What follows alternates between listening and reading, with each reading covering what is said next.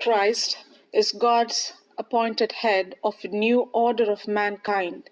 Adam, the first head of the human race, disobeyed God and dragged his whole kingdom into disorder and darkness.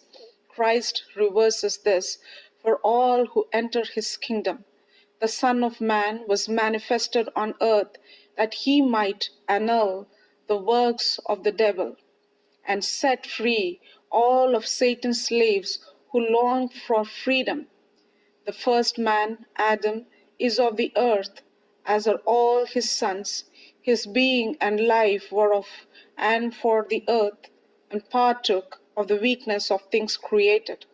The second man is of heaven, and by becoming a man, he brought into human nature the authority, energy, liberty, and security of the heavenly, the eternal life. This life he imparts to them that obey him. Being thus appointed by God as a head of a heavenly order of men, he is their acting representative. It is as such that he acts as man, and it is only that, but all that, which their head has suffered, done, or received, which is available for them, or properly belongs to their heavenly life. The major experiences of their head, made possible to them by faith and obedience, are: he was born into humanity by the act of the Spirit of God, as per Luke chapter 1, verse 35. By the act of that same Spirit, they are born anew into the new heavenly race of men. John chapter 3.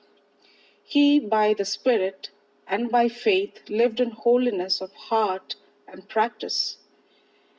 They are called to holiness of spirit and of flesh in the inner life and the outer life, and to them the same Spirit is granted, that by faith they may so even as Christ walked.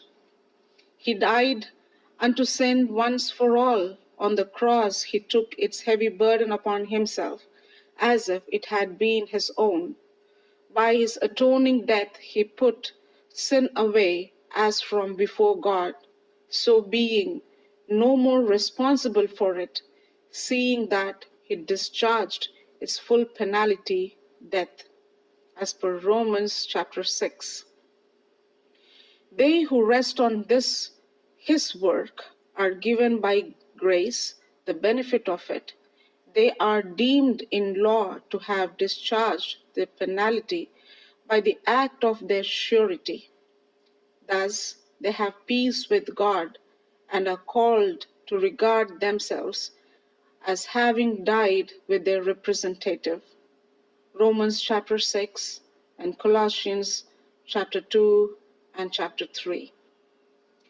He was raised from dead and was removed in manhood to that heavenly world whence he had come. They are seen by God as being where their representative is. On the same principle that a party to a suit is deemed to have appeared in court in the prison of his advocate, the Spirit of Christ is imparted to his people to make this effective in their present experience of heart. Thus do they know and feel themselves citizens of that world. Ephesians chapter 1, verses 15, and Ephesians chapter 2 and verse 10, Philippians chapter 3 and verse 20. He lived and lives in the full consciousness of his eternal sonship to God. They are given the spirit of adoption, that they may also know God as their Father and may feel and act harmoniously with their high calling. He was the light of this world, as he had ever been of that world above, and therefore the prince of darkness hated, persecuted, and slew him. They, in his absence, are called and enabled to be the light of the world, and as such are granted the privilege to suffer with him. He is to be the sovereign of heaven and earth, actually, visibly in glory. They who share his cross shall share his throne. If we suffer with him, we shall be glorified together with him. As per Romans chapter 8, verse 17, 2 Timothy chapter 2, verses 11 to 13.